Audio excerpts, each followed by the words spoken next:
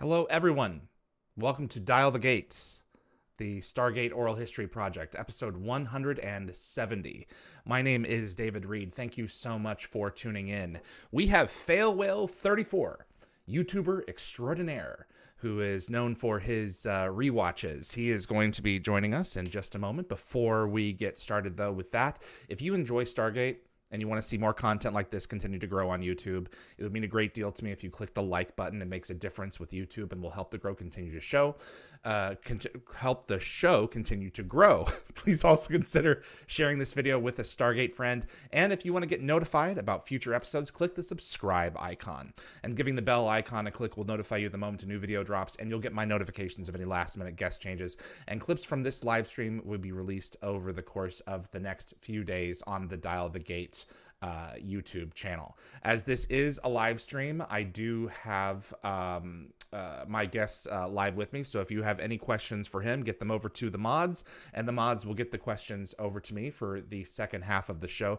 But in the meantime, he is all mine. Michael, FailWhale34, welcome, sir. I think I've just made a new friend. How are you?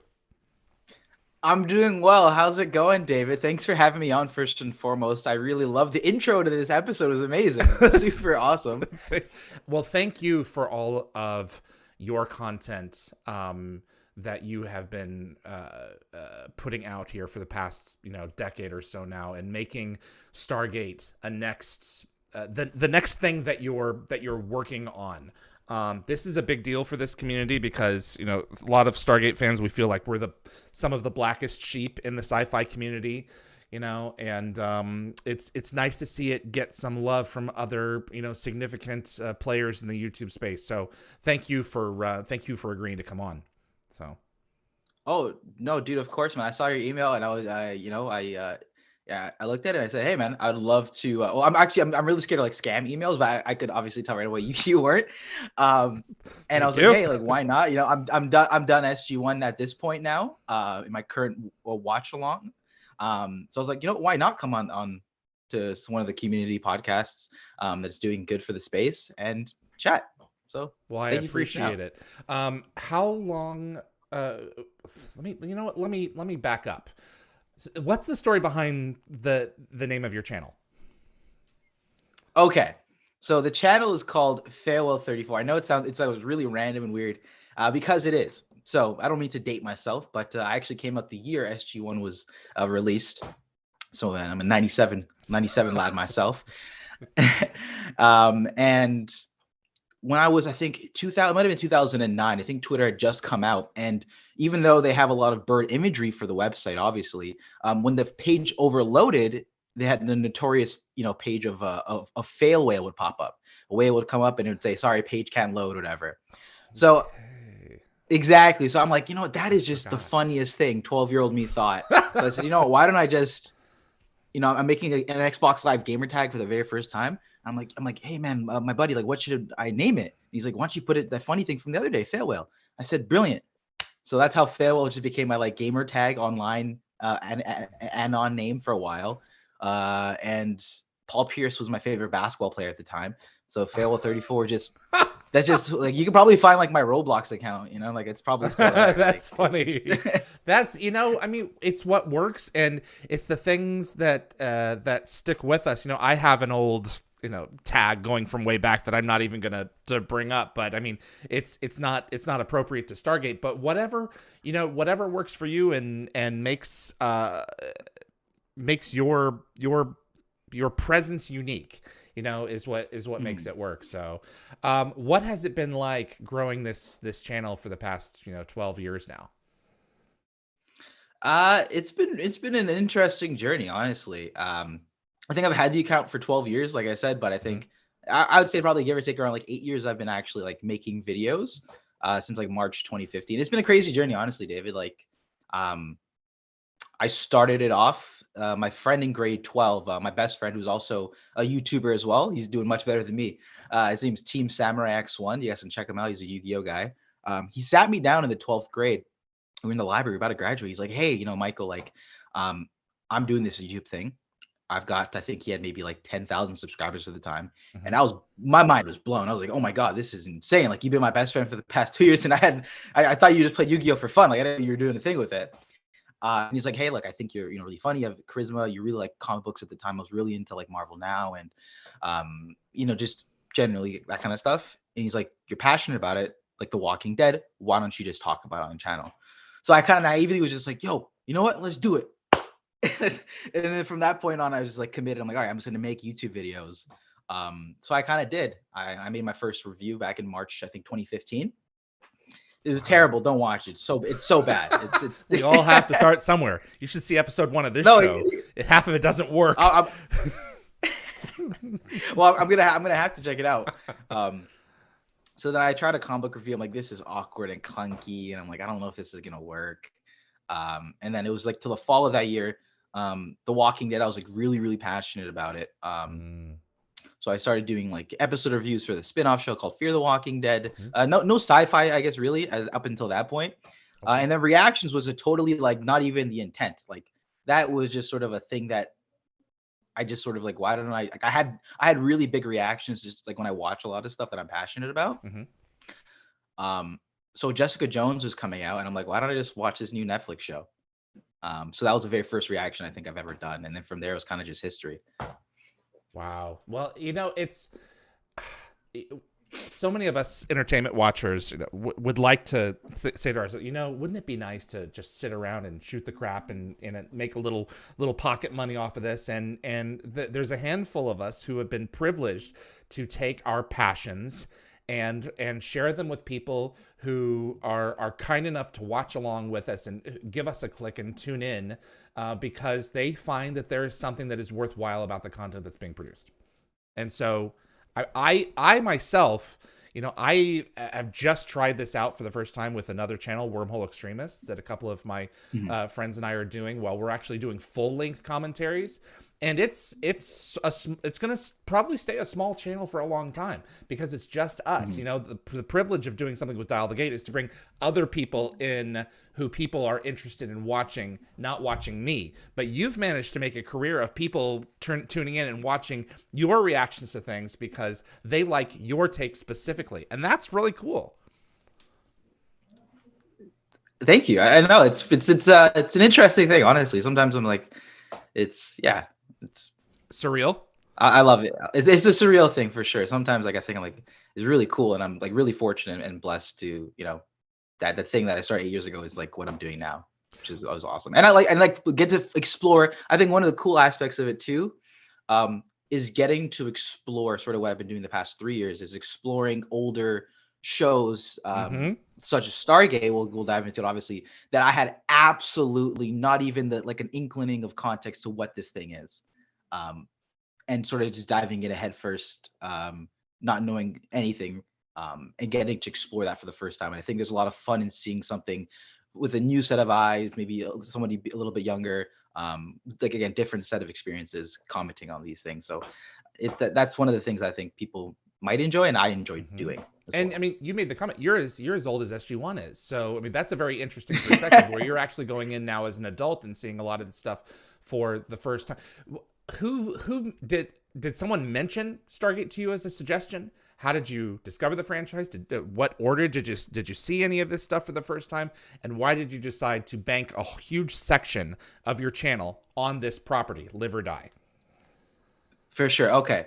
Gun to head, I'm pretty sure it was Phoenix. Shout out to Phoenix, the one true mod, from Whale Army. I'm pretty sure when I think 3 years ago, give or take, I was like looking for new batch of shows because I have one of my good friends, Nick. Shout out to Nick. Who's Nick? He does a lot of sci-fi news content as well on YouTube. I'd recommend checking him out. I think it was Phoenix recommended Stargate. I think Nick kind of like looked into it and he's like, yeah, this might be a good idea. No one's really doing anything on this. And they gave their thumbs up, and I said, all right, like, why not? Like, let me just try it. I had done that similarly with shows like Doctor Who, which turned out really well. Where I knew nothing about Doctor Who, really. I knew there was like a blue box. That was about it. And that I absolutely fell in love with that show, right? Like literally, like, I'm just like, it is what it is, like, yeah. And I sort of mitigate spoilers as best as possible. So like,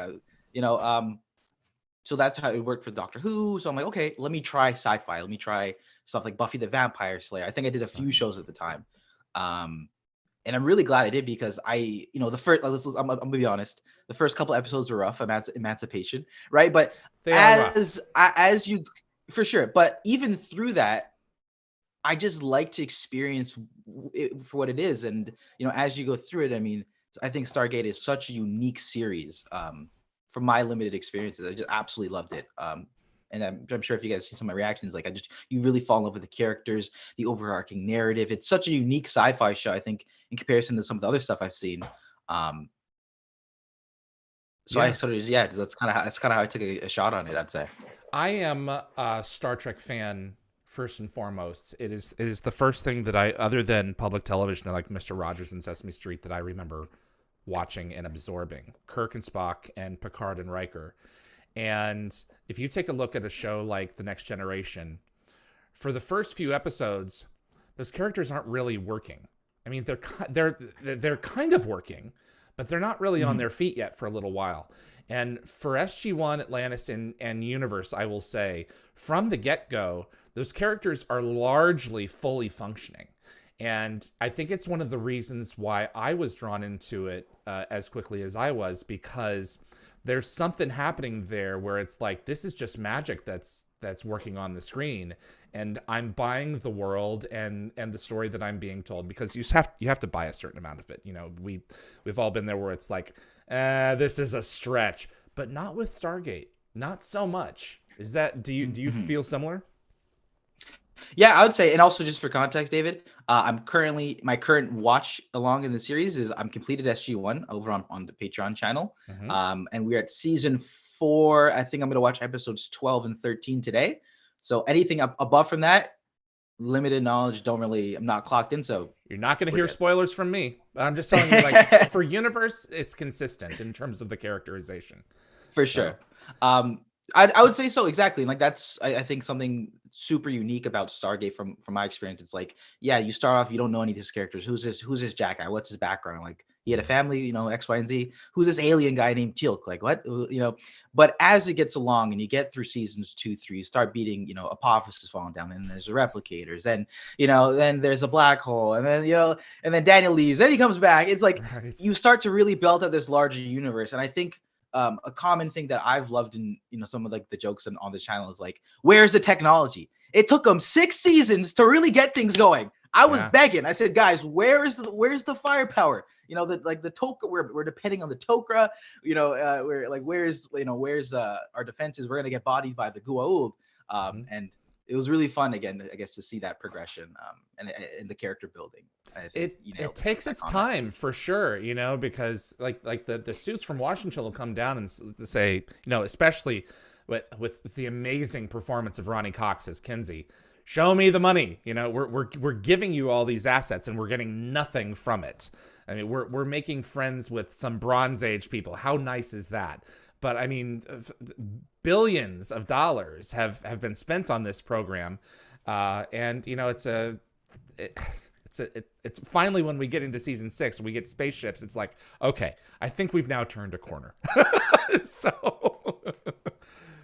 No, entirely. And like, I think for what I loved like about it is like, you fall in love with these characters, their story, their backstories, and when it gets to those bigger moments, it just feels that much more satisfying. What Raj Luthra wanted to know, what have you really enjoyed about SG-1? The published material is now through season 7, I believe. What has really taken your breath away? What has been the most satisfying watching it the first time through?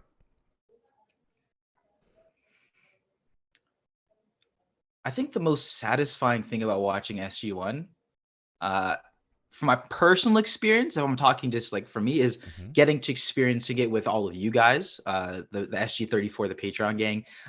We've got like a tight unit of people. Every time an episode goes up for the past 3 years, they're leaving, very lengthy comments, commenting with each other, going back and forth, giving their feedback, making sort of like a Reddit posts on the episodes of the reactions. And I think that's been really satisfying and just an awesome experience. And from the show perspective, I think it's seeing the overlapping between these like multiple series, like Atlantis and the original series has been really awesome, which we'll see on YouTube very soon. Yeah, I think that's been really cool, and just watching some of the best sci-fi things I think I've seen. You know, the way that they take their time, like I don't think nowadays you'll really see a show where it's like, the cast is like, 40 years old up, taking more mature storylines or taking their time. I don't want to say that SG1 is of the time, but there's just something about some of the stories and the way they took their time with it and spacing things out that I don't know if studios necessarily would do today. Yeah, some of it is of a slower pace than would be permitted now by a lot of these networks. They're like, I mean, I don't know if you've seen the arc that just came out with Jonathan Glassner, who co-created with Brad Wright SG1, but it is fast. It moves very quickly, and there's something to be said for a show with that speed, and it is that's what that is. But SG1 is not. They had 5 years from the get-go, guaranteed. That in itself is unheard of, and I think it's important when you're watching it to know that fact, because it establishes a lot of the velocity that they've chosen to approach the show with, in terms of, not burning everything out so fast. No, for sure. Right? And you can sort of feel like when they switch networks, or, whenever there's some like big changes, or like I love, one of my favorite things is hearing like after the fact, after I'm done a season, it's like I'm like, oh, like this season ended really abruptly. I'm like, oh, this ended on such a big like almost full circle moment, and then I read a comment and like, oh yeah, they actually they thought this was the end. Correct. Yeah, there were a number of instances where they're like, okay, next we're going to, SG1 was always going to continue in, almost all guaranteed to continue in some way in terms of like a feature or something, but they didn't know what form it was going to take. And it was just a question of, when are we getting that movie? And eventually a lot of those ideas came out in Lost City, which you haven't gotten to in terms of publishing yet. One of the things that I was most surprised at when I got my first response from you is that you don't record and then edit. Do you edit yourself? Yes. So the unedited, so I do like sort of unedited videos and I do edited videos. When I watch the episode in full for the first time, I put that together and I put up on my Patreon. I cut up a little bit. And then I have an editor who does the YouTube version of that for me. Okay, so you have a partnership in terms of someone who helps cut things for the okay. But I was surprised that you were so far ahead in terms of what's currently being published on YouTube. Was it always this way, or have things fallen behind, or did something else happen where you were several seasons ahead on in Atlantis, and we're still seeing season 7 of SG1? Yeah. So that's just sort of there was always sort of a little bit of a delay with certain shows, like, like there's like 4 episodes ahead, or like, almost a season ahead of some of the shows that I'm watching on the Patreon page, right? Make a little bit of a gap. And then just over the past, 2 years, I've had some struggles with like just being delayed and some scheduling, whatnot. So that gap just naturally just got a little bit bigger. But then more recently, I've been trying to just get back on that now and make it a bit more consistent for the upload schedules. So we're doubling it up here and there, and yeah, that's cool. Kirsty Green says SG34 reporting for duty. A few episodes have made you really emotional over your watch. What episode overall really got to you, and why? Oh man, that's a great question. There's been so many. There's been so many great moments. One that comes off the top, I think either comes out today or just came out. I think I had it scheduled. Was Heroes. So I won't dive too much in it. Maybe I guess it's uncanny timing. There's been a lot of uncanny timing with the releases. That's probably been one that made me really emotional, because I think Frasier was such a staple character for the older series, being there since the very beginning up until that episode. Janet, so the actor, her name escapes Carol my mind. Rothery. Yeah, Carol does, just such a her performance just comes across so well, so authentic, so heartwarming. As Frasier, as Janet. When a character like that just leaves, and it's in the manner that it happens. I mean, it is just a gut punch. Yeah. So that's one that comes off the top of my head. There's been a bunch of moments, right? Because I actually like look back when I started these videos. I'm like, holy smokes! It's been 3 years since this week. 3 years since the first SG1 video went up on YouTube.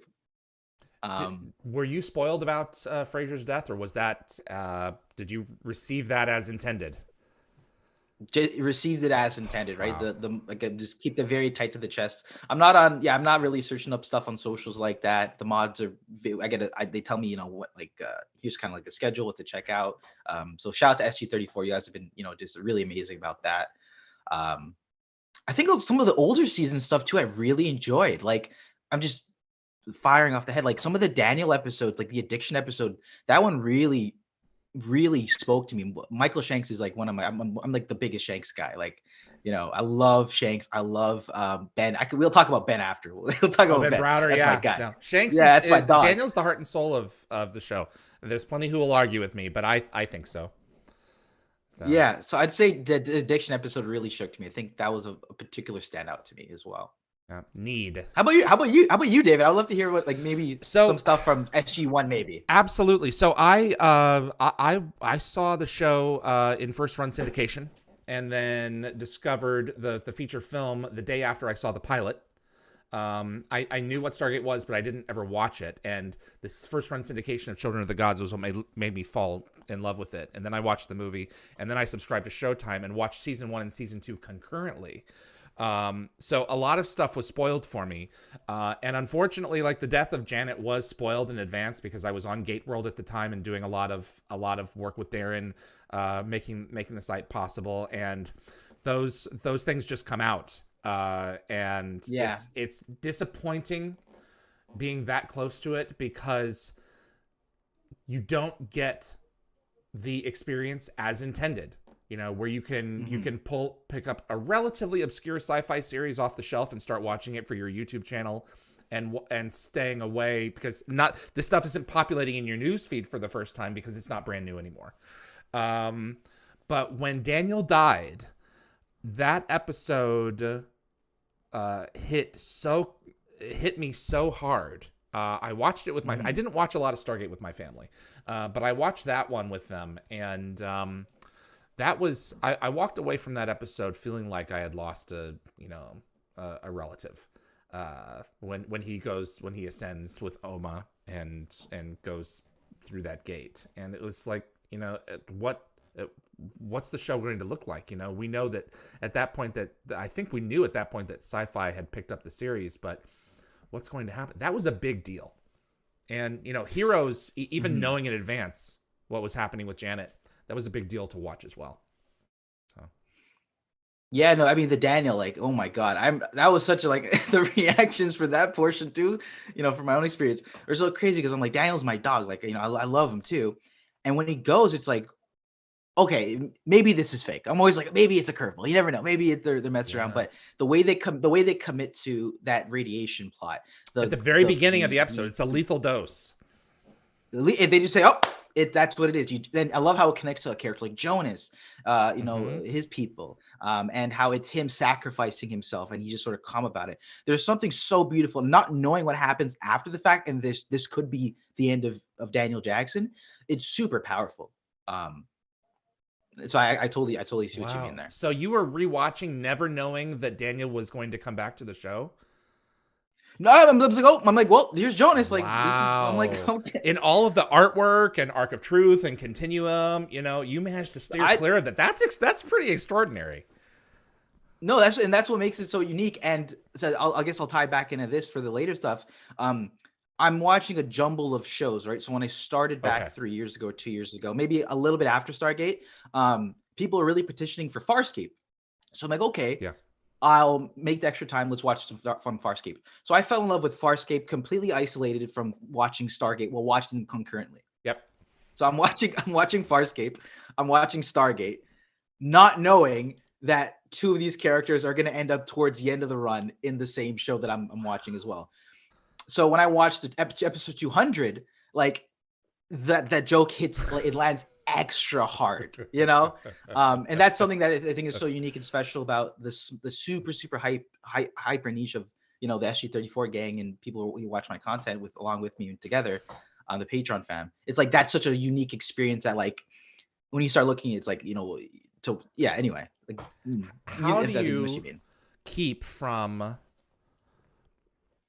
I don't know how you do it in terms of, because I imagine your viewing is fairly regimented. Like, if you are you like sitting down and watching a specific episode at a specific time, if you fall in love with a particular plot, or do you allow yourself permission to go ahead and sit down and record the next one and the next one and the next one, or are you like, I have to stop right now?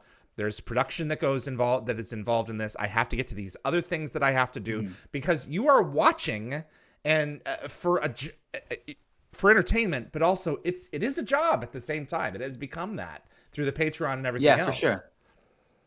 How's that work? Yeah, no, for sure.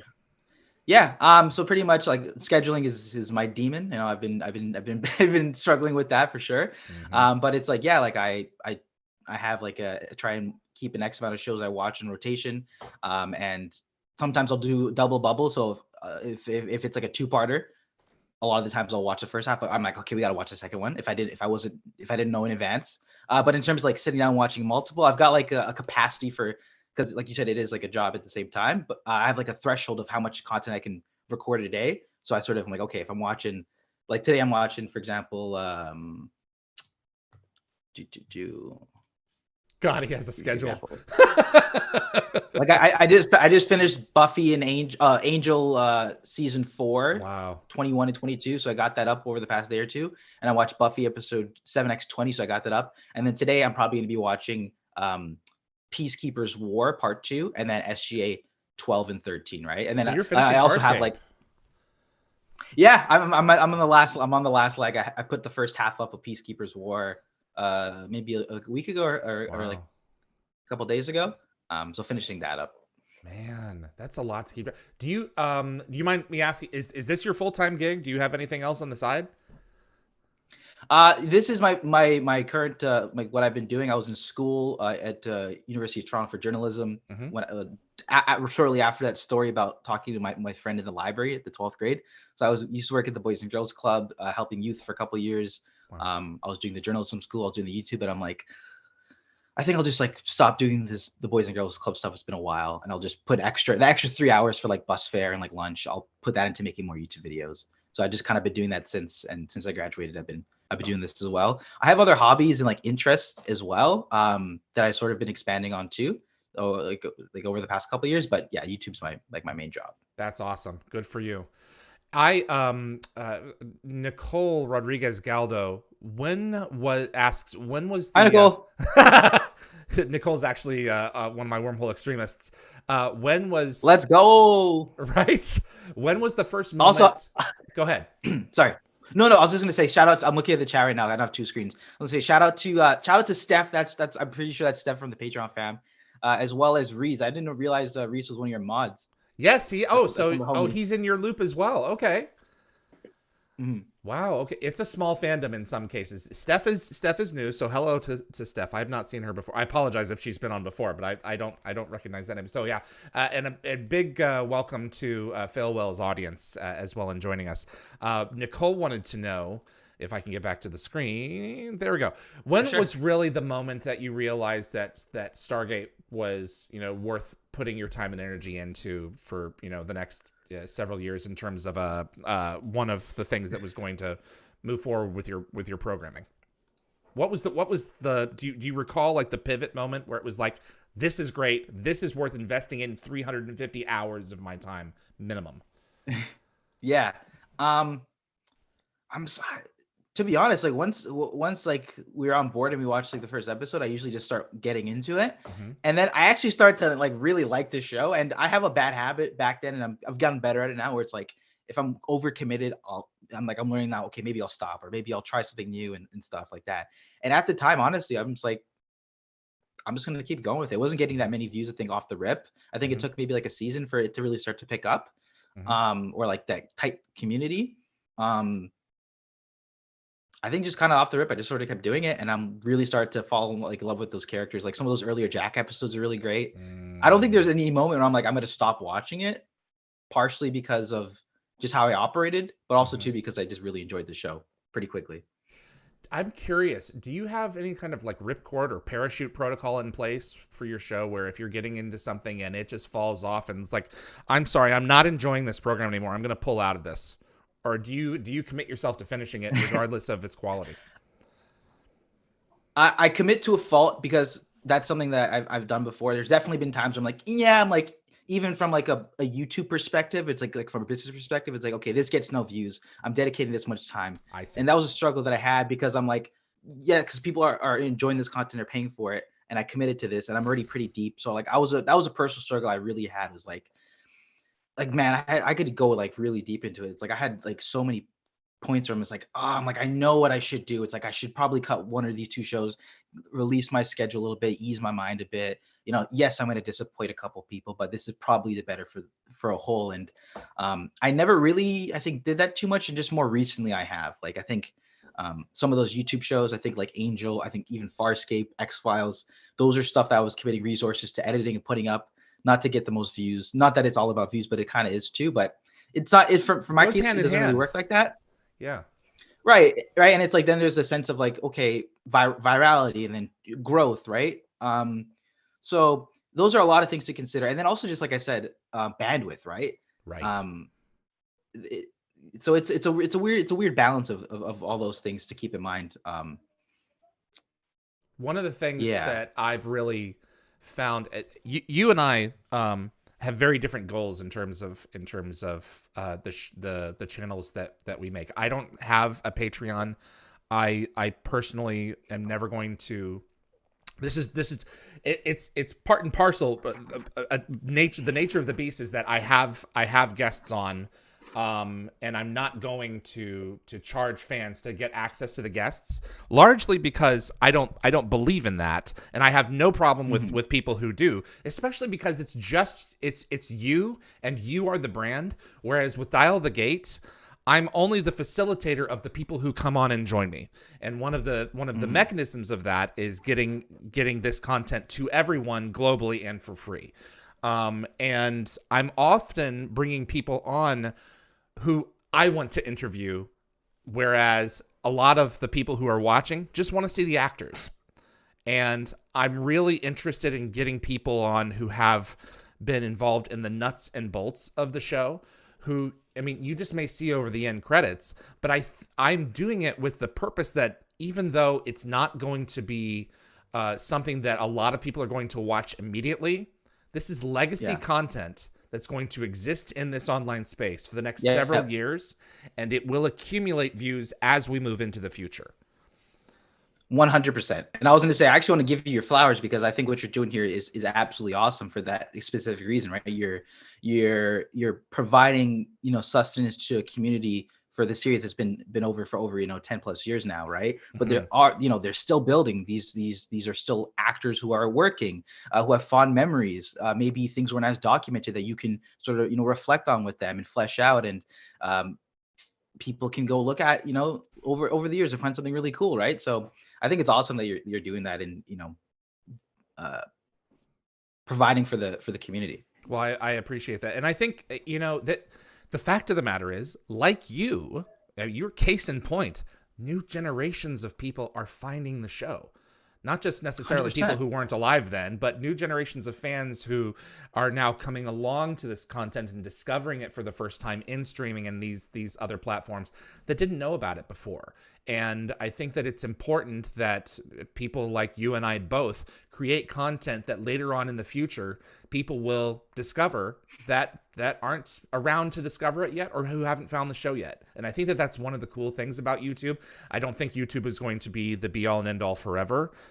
You probably have a similar strategy in mind where, you've got your content on a hard drive somewhere, so that when the next big thing's along, you can transfer a lot of this stuff over to that. The hard drive. So please tell me you are doing a cloud backup as well, please. I've got I've got a couple of things to keep things in order for sure. Okay, good. Because when it's gone, oh man. But it could be better though. That's definitely something to keep in mind for sure. Absolutely. And I think that that's, it's just, we have to keep in mind those things for the future. But I think that both of our channels are not to say that we're a big deal or anything, but I think that we both play a part in continuing to keep the franchise going. So, and we're clearly, bringing people involved, who are interested in the product, into the circle to share more. So I think that's really cool. No, totally. And something that I always thought about, because I do have that like a journalism background, and like I guess I'm been like not put into like this mold, but like I just kind of stick to the reaction videos and don't venture off, and that's a whole other commentary. But there's another multiverse, I want to say, where I would love to do this type of more deep dives whenever I have the bandwidth for it. To once SG1 is over, I have a funny story for any of the SGA fans over here. I ran into Rainbow Sun Francks at a comedy bar like 8 months ago, and like we have each other on Instagram now, and like I randomly messaged him like here and there. Super nice guy, awesome guy, and like that's a really funny experience. Just tell a story where I walk out of this comedy bar and I'm like, bro, I do a double take. I'm like, I know this guy. Yeah. So I go up to him, but like to him, it's like he hasn't been on this show in like 15, 16 years. But to me, he's the most relevant guy in like for the past 6 months, Right.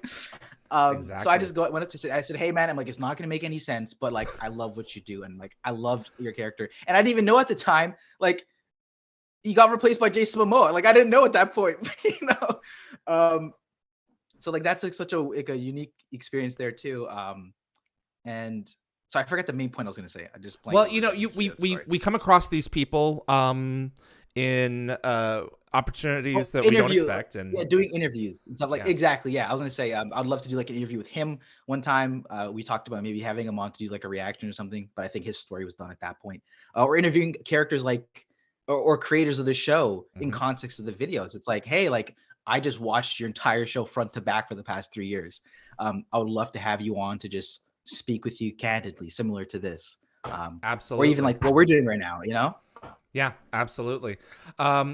Reese, my mod, wanted to know, were there any episodes that you can think of that you wish ended differently, that you weren't personally satisfied with how it ended? Oh, 100%. There's one episode in particular. I forgot the one. It's where the Jaffa pull up and they're like on like not a desert planet. It's more of like I think it's an alpha site, like around season 4 to 6.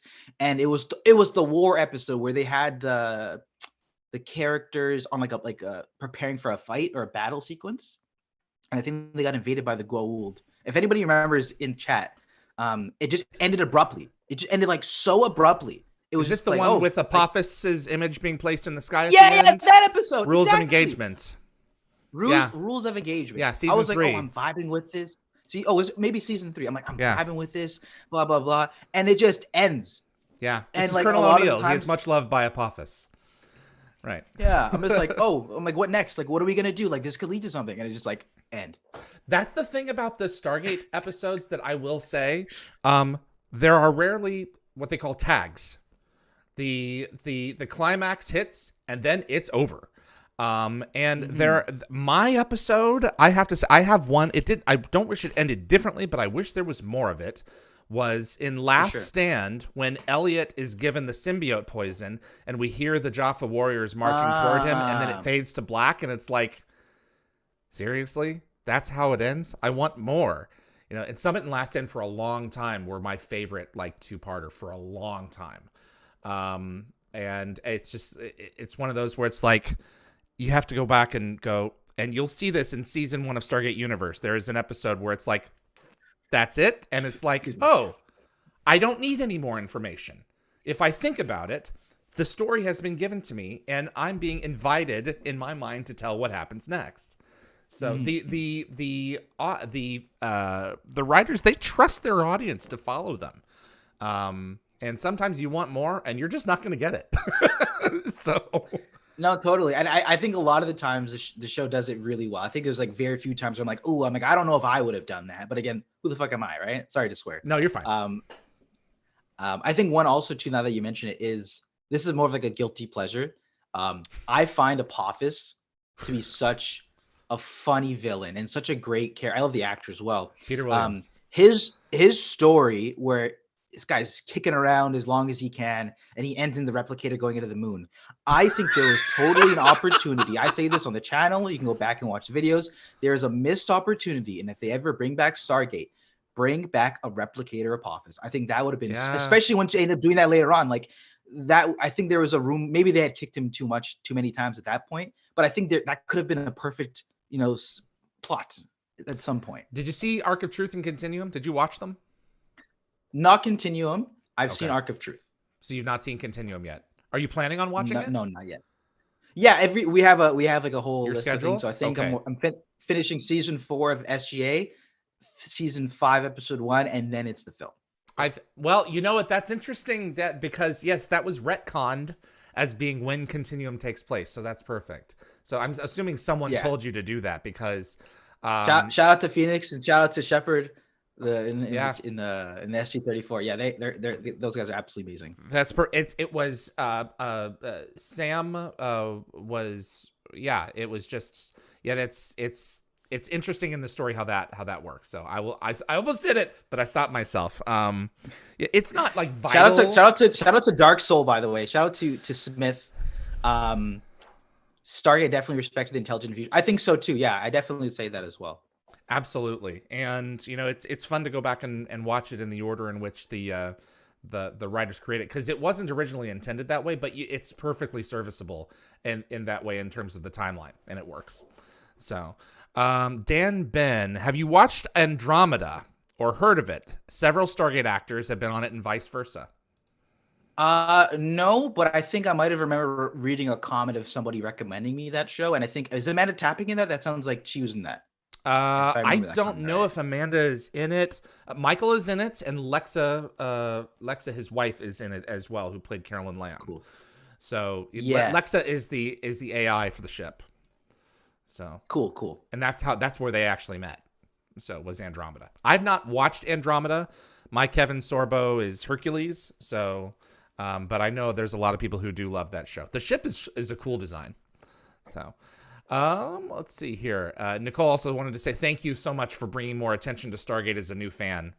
And Tech Shots says, what is Michael's least favorite episode that you've seen?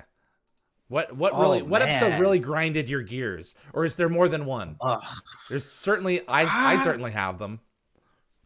That's a great question, because there's so many now at this point, right? I'm trying to think of ones that have really bothered me. If anybody SG34 remembers any of them that kind of like irked me a lot, I don't know. Did you like the tower in season 2 on Atlantis? Did you like that episode? We're including Atlantis as well. I think Atlantis has a couple forgettable episodes like here and there. Yeah. The tower. This is terrible etiquette. If you're having trouble remembering it, that's probably a sign. Oh, this is when the Contraria man was on it. Oh, yes, this one is actually like this one. I actually didn't mind this episode. I think. Really? Okay. I think I found it pretty. I think I found it whimsical, if my memory is correct. Okay. Well, that's certainly fair. Yeah, I'm interested to hear your thoughts on any episodes where it's like, you know what, I have no interest in ever having to rewatch that one. So. Maybe one of the Teal'c centric episodes. Okay. Earlier on, I think I might have just been like, yeah, I'm good. Like Bane got me a little bit out of it, where he turns into a cocoon. And that was hard for Chris, actually, being in a diaper all day long because he wasn't able to go to the bathroom.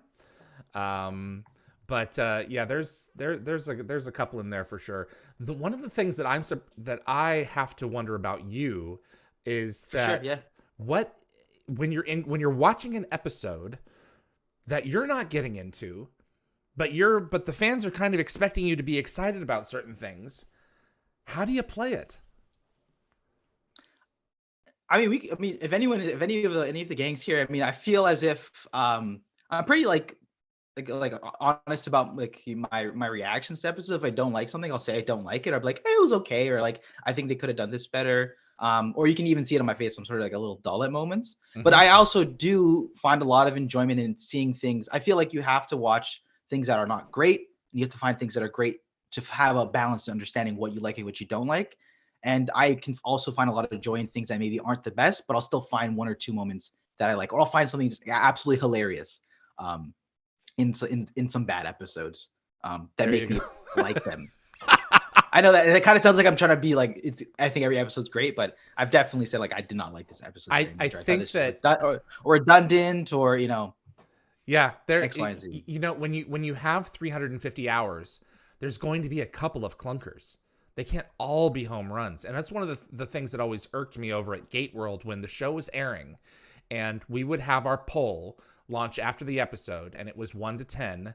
The 10s would always outnumber everything else on every episode. And when you go back and you look at them all in total, they can't all be 10s. That's not realistic. And we were like, people aren't gaming the poll. They're just really excited about the show. But I was always very critical to be thoughtful about my poll assessment, in terms of putting my own. And now we're going in and saying, how many chevrons would you give this episode? Now that we're doing Wormhole Extremists and rewatching it, it's 1 to 7. And some people are like, well, it's a 3.5. It's like, no, it's a solid rounded number. You have to pick, you don't get to schmooze. Right. No, yeah, that's a good point. And like, I get being excited for an episode, but it's like, if I don't think it's a great episode, I don't think it's a great episode. Like, that's just my opinion, right? You can think it's great, but like, if I think it's just mid, it's mid. And that's just, like, I'll say it, I have no problem, like, I think actually shout out to Ratchet. Ratchet's one of the homies, also helping editing, and just long time SG34 member. For example, an episode of Buffy the Vampire Slayer came out. It was a musical episode. And again, I don't have context to like, if this is like the pinnacle episode. Once More with Feeling. I've not seen Buffy. I've just heard of this episode. So please fill me in. Exactly.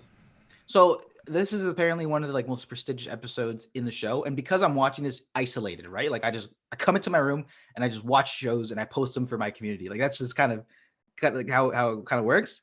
I don't know that this next episode is like seen by the fandom as the biggest thing, right? Okay. So I don't even have the context to be like, I need to make sure that I say this episode's great. So I think I said I think I commented it's a musical, and I personally I kind of cringe at musicals, not for the fact that they're a musical. It's just not my thing. It doesn't resonate with you. Like, hey, I'm for sure, right? But I can also appreciate the lyrics, and like if it's talking about darker themes and depression, or someone's trying to offer herself in this musical, fun, whimsical light, right?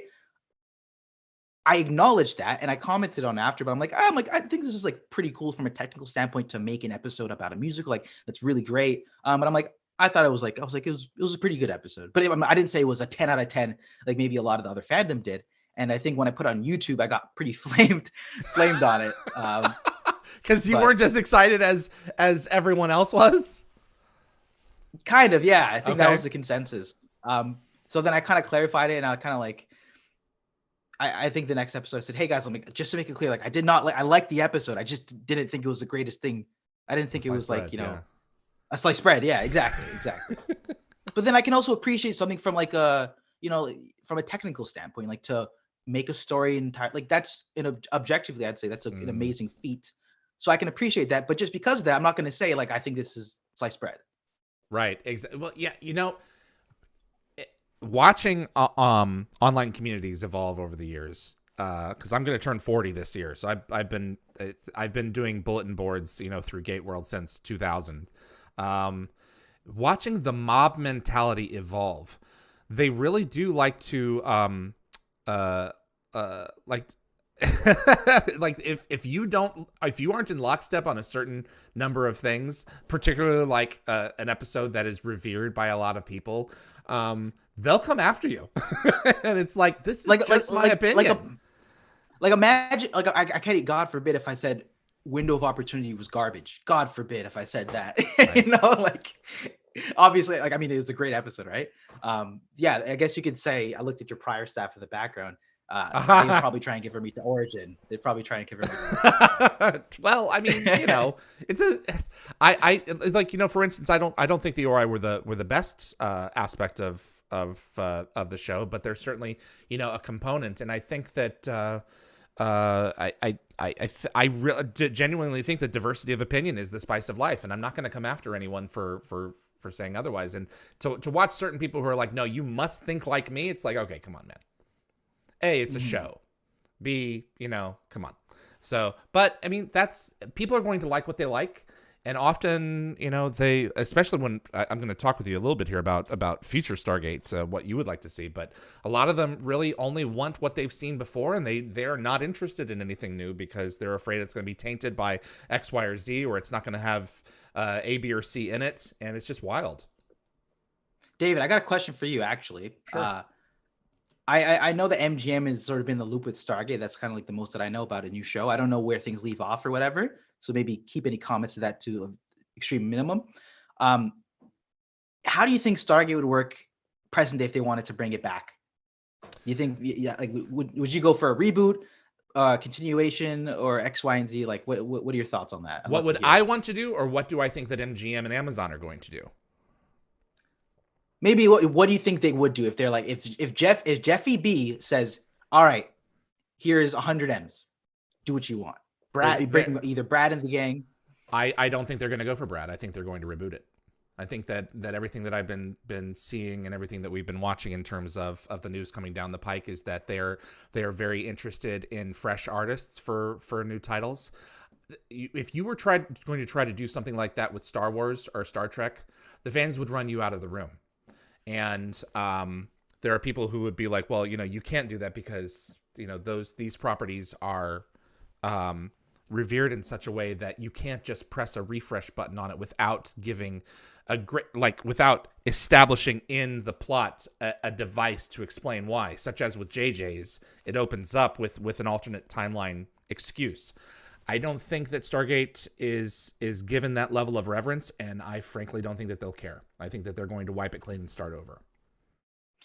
Which is a shame, right? Because I think we both kind of acknowledged that, compared to all the Star shows, right? I'm not a Trekkie. I've never seen Star Trek. Okay. Maybe I'll have to check it out. Or Star Wars, but it's obviously those are just, I think, objectively speaking, more culturally relevant, more exposure in sci-fi, I would say. You think that's a fair thing to say?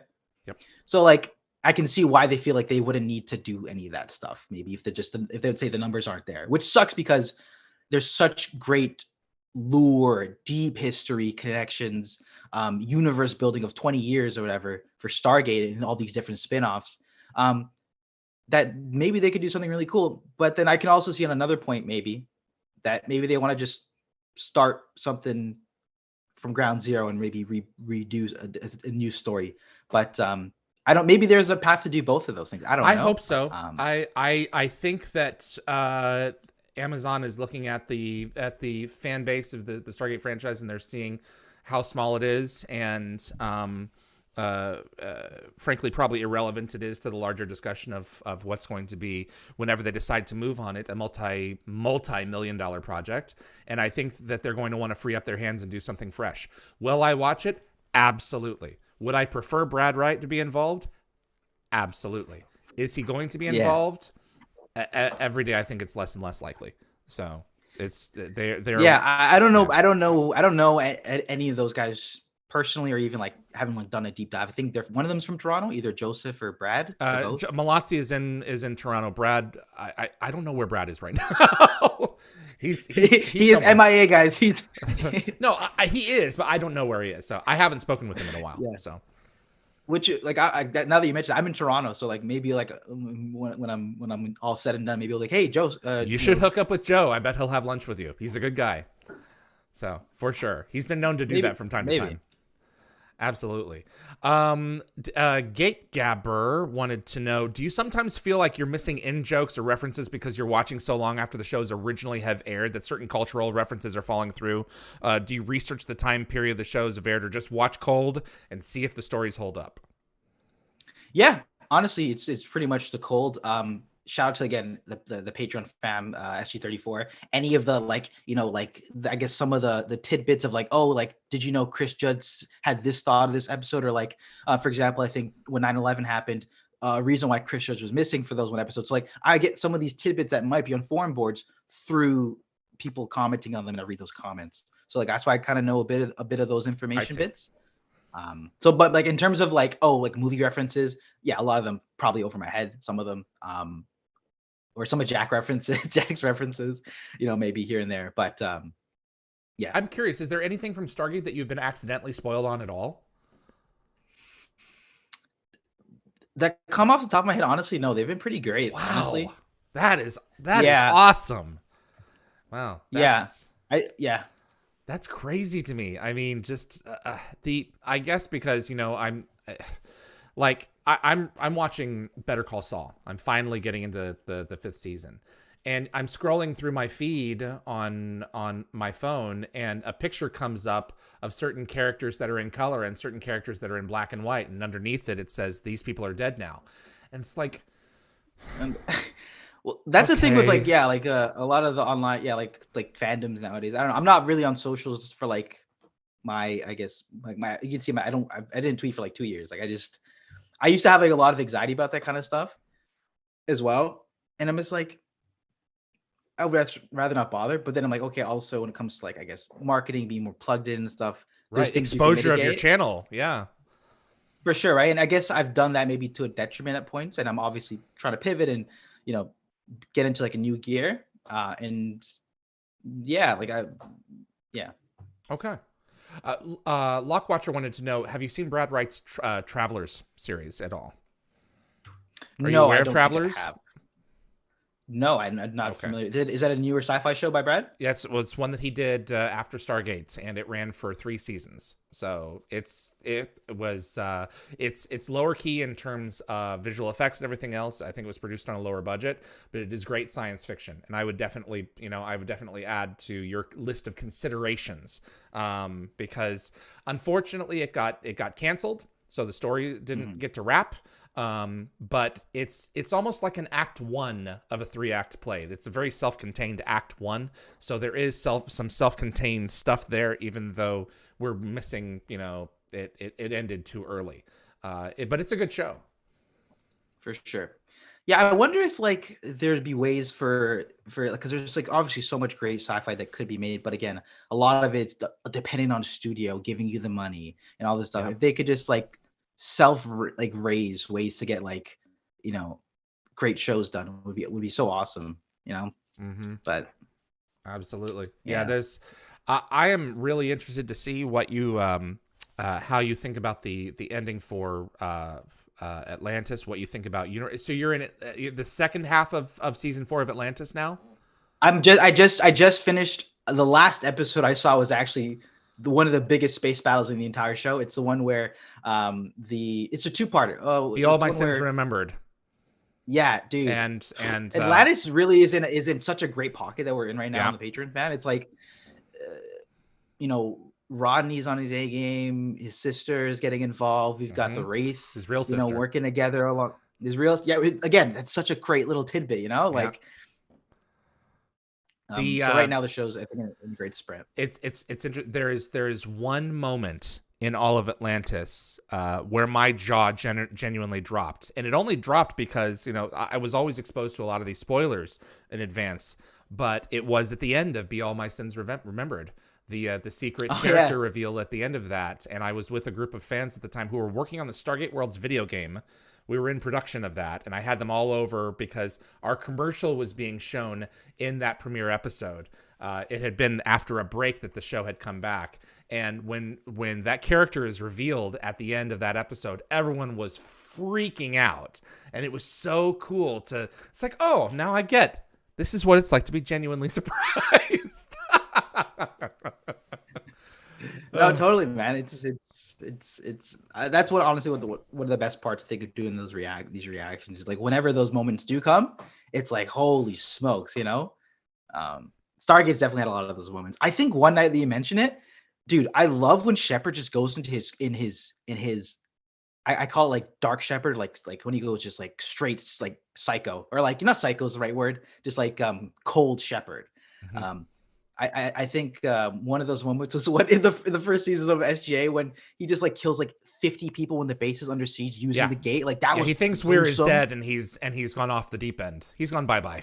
Oh, for sure. Yeah. And another one just happened recently in season 4 where it's I think it's maybe 2 or 3 episodes ago in the hospital episode where he has to basically get that billionaires to, he convinces him to like almost like off himself, and he's like talking about it. That was just Miller's Crossing. chilling. That was intense. And the episode where Doppelganger, where he's in the nightmares of everybody. It's like, oh, please, God, let him have actually seen this one. Please, it's not a spoiler yet. Keeping all the episodes No, in you're order. good. You're good. No, that's a you're great totally hour good. of television. Robert Cooper brought, I mean, he, the writer, you know, he thought about the stories that really gave him nightmares and terrified him. And I think it's one of the best hours of Atlantis. And we kill Dr. Heitmeyer in that episode. We lose her, so. Yeah, that's just so casually, right? I think that was a highlight that I saw recently, because like what could have just been a story that we've seen before, they added a lot of, you know, I think visual and like, you know, directing elements to make it feel a little bit more ominous, thriller-esque, right? To make it stand on its own. They also included that gravitas of killing a staple, not like a massive staple, but like a supporting character. Yeah, pretty consistent reporting character. Yeah. Right. So I think that episode was definitely a standout. And Sheppard, the actor, his name's Joe F, right? Joe Flanagan? Joe Flanagan. I believe. He is just, how do I describe it? I wish he played more of a bad guy because he can just like seep into those roles so seamlessly. Yes. He's a versatile We talked actor. about it on the page too. Oh, for sure. We talked about it on the channel too. I think out of the 3 SG-esque leads, you know, Cam Mitch, Jack O'Neill, and John Sheppard, he's probably the most one that we see could be bad or like do excel at it. Cam's a sweetheart, you know. He's you know he's not a bad guy. Jack has had his days, you know. Mitch, I mean, John is like he's sort of like that. No, how would you describe John? He's sort of like well, he is a bad boy, you know. I mean, he's a bad boy. He's a bonman, you know. Sent to Antarctica for disobeying orders. I can see where you were coming from. If he were pushed in a certain direction, if like, for instance, Taylor or Ronan were killed, yeah, I think that I think that a lot of his Air Force foibles would fall to the side for him to go after anyone who had harmed people that he loved, for sure. And I think that's one of the reasons why it's worked so successfully when Robert Davi's character Kolya tells him over the walkie that Weir is dead, and it's one of Sheppard's best moments where he just goes, "I'm going to kill you," and he means it. Just like he's gonna straight. kill the He guy. just like straight up like no hesitation, you know. Yep, absolutely. Also, Koya is one of my favorite side characters. I think he is absolutely amazing. Terrific. His gravitas that dude brings to the screen. Yep. Is almost unmatched in I think in all of SG1. He's so great. Yeah, Stargate has some great villains to varying degrees. Some of them are comic booky, some of them are much more real. SGU certainly takes up the realism, you know, in terms. I'm interested to hear what you think about Universe, but it's got a lot of those elements to it. Where are you hoping that the franchise goes? In terms of episodes that you're anticipating watching, what would you like to see in terms of the stuff that you're going to watch that already exists as created content? What are you hoping that comes next? As someone who hasn't seen season 5 of Atlantis and hasn't seen Universe, what are you hoping for? Honestly, I mean, where I'm at right now, Taylor's got a kid with some guy that the way that they're going about that pregnancy arc is just so obscure. It's just like they're casually just saying like, oh, by the way, this guy that I'm randomly never mentioned before, right. I've been gossiping about. So the whole time I'm like, is it Sheppard that she's secretly been with? Is it secretly Ronan? Oh, great. It's neither of them. Then who is this guy? And you're pregnant all of a sudden. So I'm interested to see where that's going to lead to. And where the SG1 story goes, because I know it continues, right? But I know that, they're still out and about wherever they are, but they don't have their own series. So I'm looking forward to seeing what conclusion we get, because as of now, Jack has sort of just been MIA. I know RDA at the time, you know, canonically was busy, living his life with his kids. Totally respectable. I understand that. But we don't have a Jack conclusion yet. And that's up in the air for me. So I want to see how that ends up going. And where Taylor is specifically in Atlantis, because I'm like, bro, like, what are we doing here? And also the replicators too, because we just wrapped them up with the Wraith. So if that's done, what now? So that's exactly my thoughts. Interesting. Okay, very good. Well, I hope that you're satisfied. There was something I was going to say to that. There's David, you have to be very careful here. You have to be very careful. I'm not interested in spoiling you. It's real world. No, it's Rachel was pregnant in that season with Caden. So that's where that came from, is they had to produce that. So it's one of those circumstances where we're watching and like your reaction is like, where did this come from? And it's like it's happened because real life has caught up and we have to solve that baby bump, And so sometimes they're going to solve it by hitting the nail on the head, and other times we're going to be like, we're dealing with it, but the answer isn't always the best. It is. So it's interesting totally. how they were, and that's not the only time that happens in this franchise. So there's other ways that has to be dealt with. And you just deal with it as it's like when in season 10, season 9, when Vala came back and she was pregnant. Claudia was Black? Yeah, she was pregnant with Odin. So it's just they have to solve those real world. It's not an issue, but in terms of for sure. screen, it is an issue. So, and that's how it works. And that resulted in Adria. An unforeseen hiccup, right? For the film wise, not for her as as an individual, right? Right, but in that case, for season 10, it resulted in the Aura Messiah. So there are certain ways that the show manifests real life people, in this case being born into different stories that are getting service. So one way or the other, the show must go on. It must go on, and I think in Atlantis season 4, there's a perfect moment of that where I commented. I was like, "Oh, Jason Momoa's back." I'm like, "Oh, his hair looks lighter." Oh, because I think at that point he cut off his dreads because I was like, "Dude, his head was he was starting to have neck problems for sure." And then also I'm like, "Oh, he got a tattoo. That's new," Right, they worked that into Exactly. Exactly. So. He just pulled up the set like, oh, by the way, guys, like, did I have to tell you about this?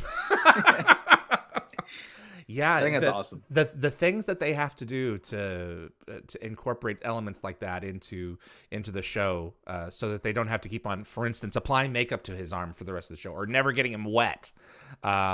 It's fun how that works. So this is show business, baby. Exactly. That's just how it is. Michael, this has been really cool. Rarely do I get to talk with someone who is midstream of the show. I've had the privilege of having actors come on who have then turned around for the first time and rewatched the show that they were in. And that's amazing. Yeah. So we just had Elena Huffman who did Stargate Universe as TJ, and she's never really watched her show from beginning to end, and she's starting. And Sarah O'Neill in season 1 of SG1 from the Cold Lazarus episode, Harley Jane Kozak, she's watching the show now. And Ritu Charlie, the little bald-headed boy with the Ritu aliens who goes off with the Tok'ra, he's watching Stargate now too. So it's cool to sit back and create this content, bring these people on, and then have them go off and learn about the thing that we fell in love with them for to begin with. No, I think that's so awesome to hear. Yeah, absolutely. Anything you want to wrap up with promoting or sharing with my audience before we wrap you up? We've got your channel obviously linked. I've got the patreon.com/FailWhale34 now linked. If you guys are awesome. Looking in the description, it's all there. So anything else that we can expect for what shows are you thinking of tackling next? What's coming down your pipeline? Yeah, no, that's a great question. At the moment, I'm actually in the middle of wrapping up Farscape and Buffy as soon as possible. Been a little bit delayed, but Going to be picking up a new wheelhouse of shows soon, so going to be having some polls up on that over on the Patreon page. So looking to fill in that sci-fi gap. I'm thinking of BSG. I think that's what is going to be leaning towards. We've talked about Babylon 5, maybe Star Trek, but I don't know if I want to do that's 1,000 episodes. I know, that's what I'm saying. My friend, so watch Battlestar. It's a 75 episode story. I think that's most likely is what's going to happen, but we're obviously going to put up polls too. Good. So I'd just say check out the YouTube channel if you guys are interested in watching me check out some shows from the past. I've done things like Doctor Who. I've done shows like X-Files, which has been really fun. Now that's a Patreon exclusive. Farscape, similarly. And there might be some new shows coming, and films actually too. We're going to be doing movie reactions this year. I'm going to really focus on. And we're going to be doing some sci-fi films that I've never seen, some cult classics. A lot are missing. So some content's coming. So just check out the page. That's legit. I think that you and I are the more I hear from you, the more similar I think that we are in terms of our content. We both are journalism degrees. Oh, nice. Yeah. And your pin, can you show your pin for me? My pin? Your pin that you've been twiddling around in your fingers. Can you it's pull a that pen. to the screen? More center? Oh, no way, dude. There's no way, dude. Let's go! The gel pin is the way. This is the only pin that I use. That's too funny. Did I say more? Also, check out the Dial the Game, man. David, I want to say thank you so much. This has been so much fun. I love what you're doing. Thank you for reaching out. Also, Dial the Gate audience. I appreciate your support, guys. And go Stargate. I'm going to add one show to your consideration, which is my favorite series of all time, Lost. Lost. It is a 112-hour episode of The Twilight Zone. It is one story, and it is my favorite story told. So I recommend you add it to your list and see how well it pulls, because it's solid. And Michael, this has been a real treat to have you on, man. Thank you so much for joining us. This has been really cool.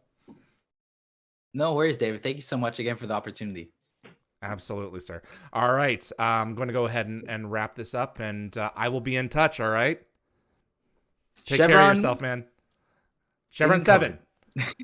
Chevron 7. Oh, I'll tell you. I'll text you, or I'll tell you off camera the story with Gary Jones. Actually, you know what? Sorry, I'm so sorry. Gary Jones sent me a video. One of the Patreon fam got him to do one of those, like, what, cameo sites. Cameos. Walter's my favorite character in the show. I'm sorry to say it. Don't be sorry. That's a great choice. Yeah, I love the guy. And somebody sent me a cameo of him talking, and it was just the most heartwarming thing. So yeah, Chevron 7 encoded. Absolutely, he's great. You take care of yourself. Best of luck to your channel and your Patreon. Be well. Bye bye. You too. FailWhale34. You can check out his YouTube channel and his Patreon. Both of those details are on the description underneath the episode. Thank you so much for tuning in to Dial the Gate. I appreciate everyone who has taken the time today. Appreciate my moderators, Jeremy, Reese, Anthony, Tracy, Summer, my producer, Linda Gategaber Fury, and my web developer, Frederick Marcoux over at Concepts Web. These people make the show continually possible. We were going to have Anna Galvin in the next 45 minutes, but we have to reschedule with her.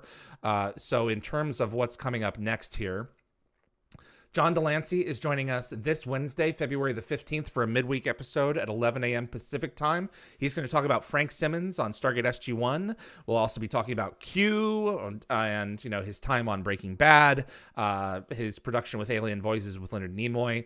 And then we have, this says Wednesday, but it's supposed to be Friday, February the 17th at 12 noon Pacific time.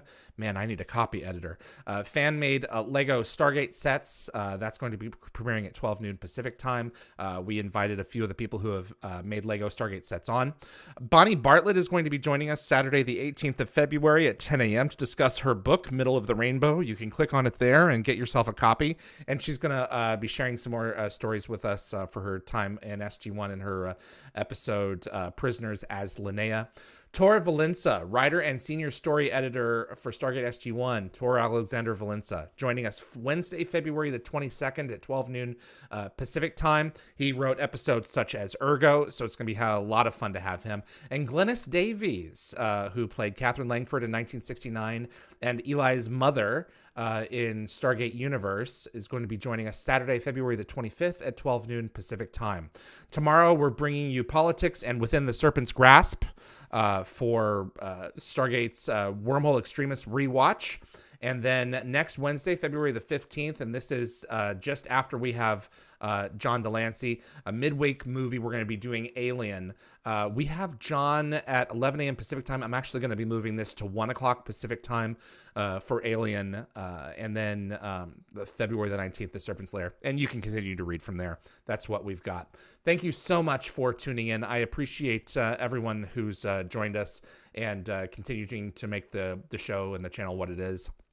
And thanks again so much to FailWhale for making this episode possible. My name is David Reed for Dial the Gate. Thanks so much for your time, and I'll see you on the other side.